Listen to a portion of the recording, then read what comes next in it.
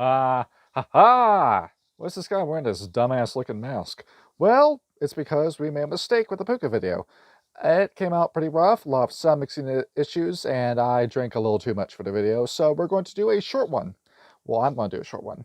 I look like I'm making a TikTok video. Okay, back to reality.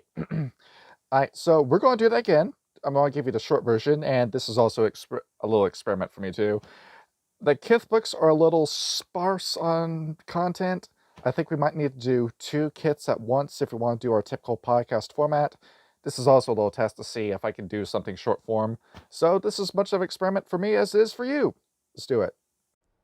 The Pooka trace their history back to beginning in Egypt, along with many groups in the world of darkness. There was an eagle named Horus, like a 2-legged anthropomorphic eagle. That's what he looks like. This is not the same Horus as Shoe Horus from Werewolf. This is not the same Horus as Heru from Mummy. This isn't even the same Horus as Clashing Boom Boom, also from Werewolf, but they eventually do tie in. Horus came up with a fantastic side hustle idea. He is going to go around and convince people that he is a god, and he's going to do this by performing miracles, quote-unquote, with his glamour. Really, these were just cantrips. Back then, fairies pretty much could do anything.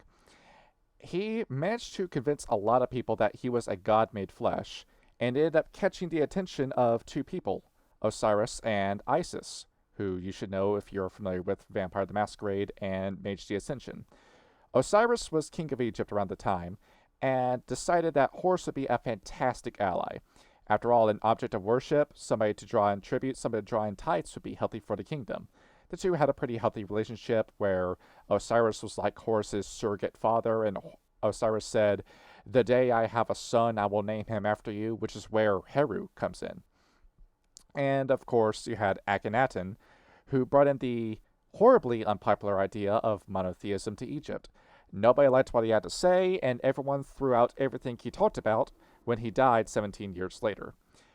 And all was good. Horus ended up teaming up with Anubis, the Anubis who controls the Shadowlands of Wraith the Oblivion in Africa and the Middle East. He wasn't a Pooka like the book claims, but at the same time, it's Anubis, dude. That guy's on the same level of power as Karen in Wraith the Oblivion. The two began working together, and eventually they came up with an idea. We're going to team up with this guy over here, Thoth, who is this monkey Pooka, and we're going to form this massive pantheon. And behold, the money was pouring in, the praise was pouring in, the glamour was pouring in.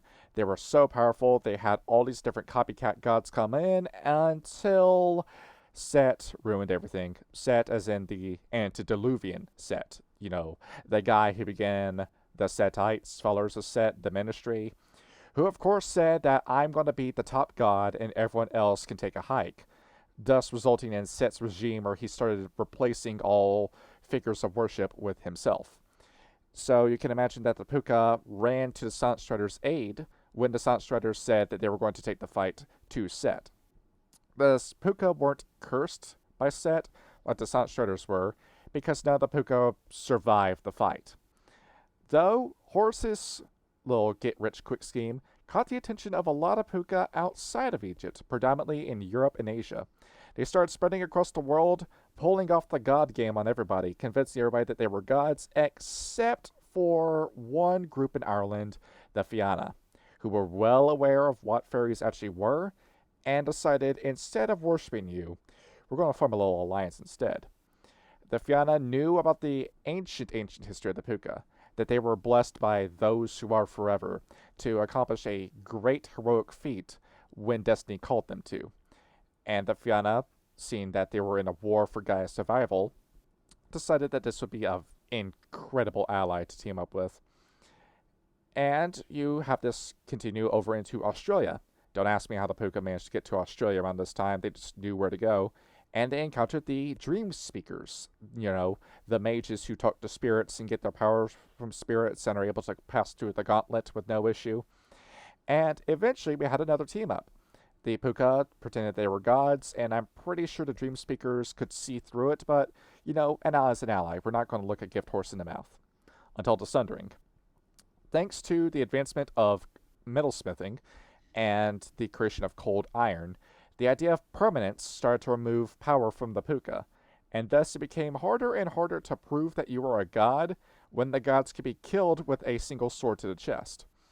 So the Pooka decided instead of Europe, they were going to go to America and try to pull the scheme off there.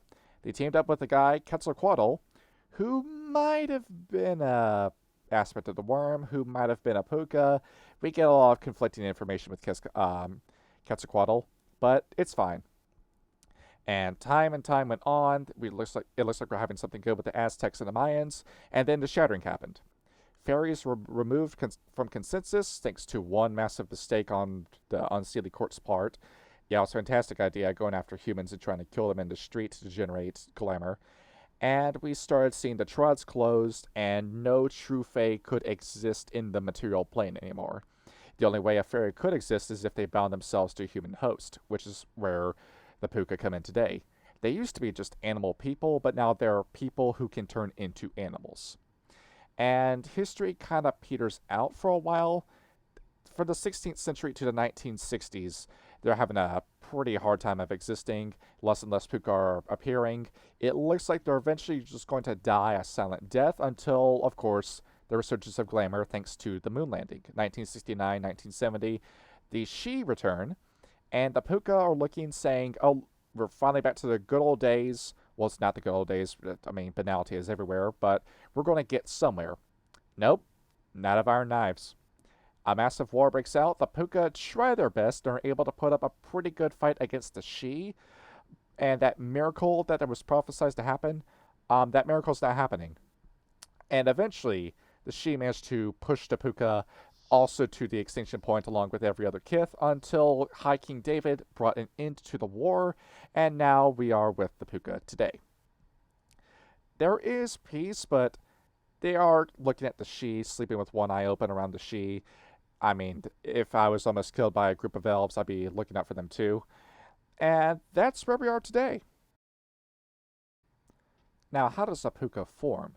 Well, of course, with every changeling, a fae spirit needs to possess a human, and when the chrysalis process, the process of a person becoming a changeling, the Pooka are a little weird when it happens. They start adopting a little bit of an animal trait, but not much. Like if they're a rodent, their face will get a little bit longer in the schnoz region, or if they're a dog, they'll start acting more dog-like. Just weird stuff like that. Also, every animal that is and isn't a changing breed, that is the Pooka. So if you're upset that you can't play your favorite animal in Werewolf the Apocalypse, don't worry, the Pooka have you covered. And there are many different animals you can pick from, going from uncommon varieties to the more exotic varieties. In terms of common, just think of your typical pets like, I don't know, dogs, cats, songbirds, fish you can see in the stream, farm animals, burrowers like moles and shrews, that simple kind of stuff. More uncommon, you start getting animals you typically see at the zoo, like penguins, peacocks, chimpanzees, moose, deer, copperhead snakes. Well, snakes of any variety, really. And you start getting to the stranger ones with the exotic, such as, I don't know, golden eagles, birds of paradise, hammerhead sharks, giraffes, elephants, zebras, really just about any animal in Africa, chameleons, the rhesus monkey, and the king cobra snake. And if you want to get into even more exotic territory, we have insects. Now, this is interesting to me. The wild, back in ancient times, had his own changing breed, the were insects, which were all killed by the Ananasi and the weaver, just to spite the wild, really.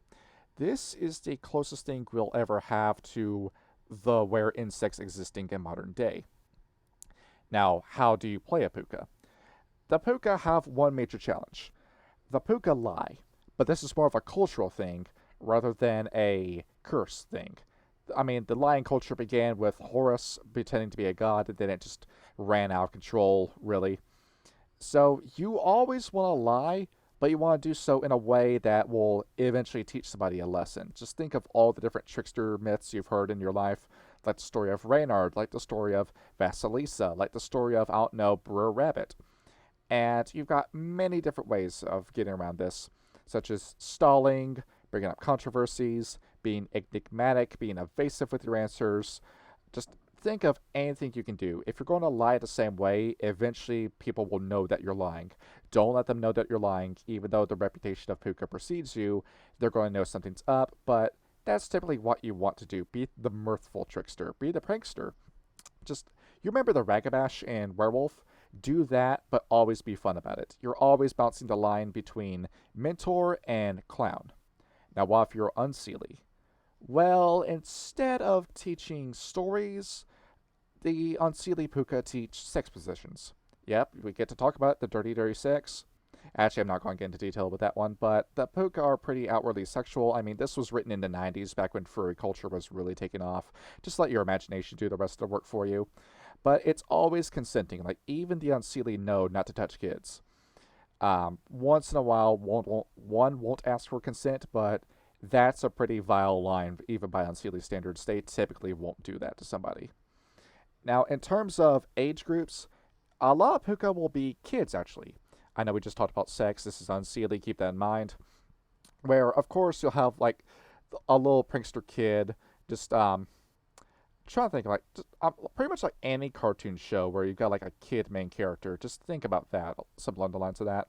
As for elders, you go for less pranks as you get older and more wisdom. By this point, you've seen the world. You know everything there is to know about the world.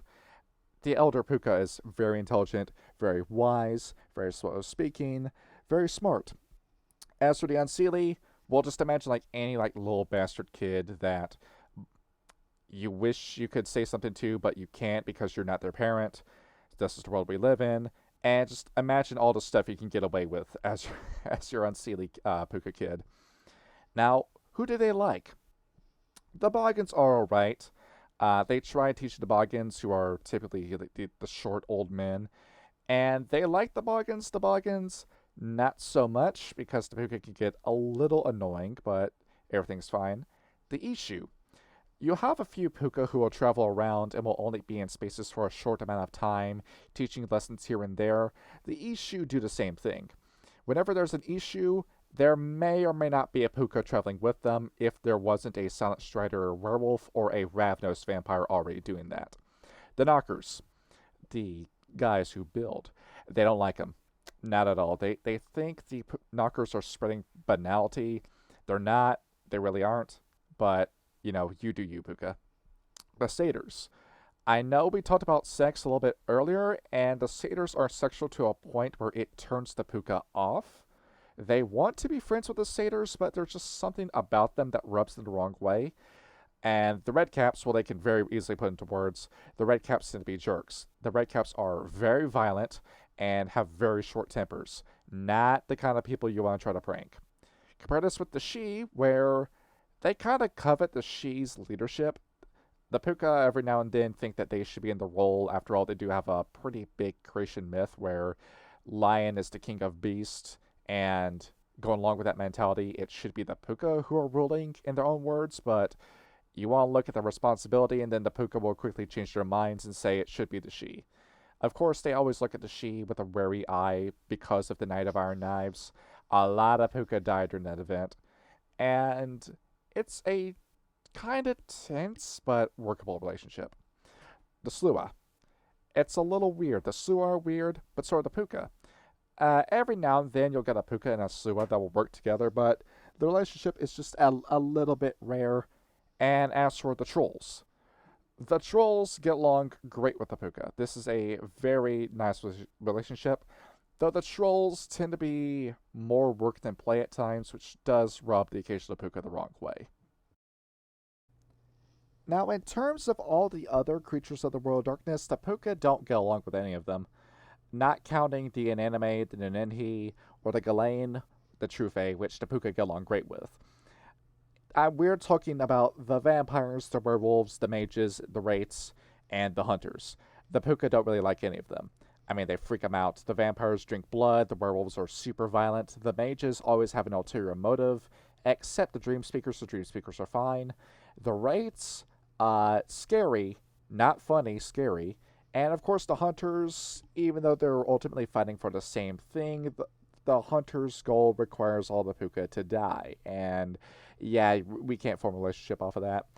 As much as it pains the Pooka, they can't really talk to any of them. Now, with all this done, how should you play your Pooka? Well, I'm not going to tell you how to be funny. You have your own sense of humor. Do whatever you want with your Pooka. I mean, this is the most customizable kith to play as in the World of Darkness, in Changing to Dreaming. You could do whatever you want with these guys. As long as you're playing pranks, as long as you lie, as long as you get a little naughty here and there if you're on Sealy, you know what to do with your Pooka. Just do what you feel. Don't let anything tell you otherwise.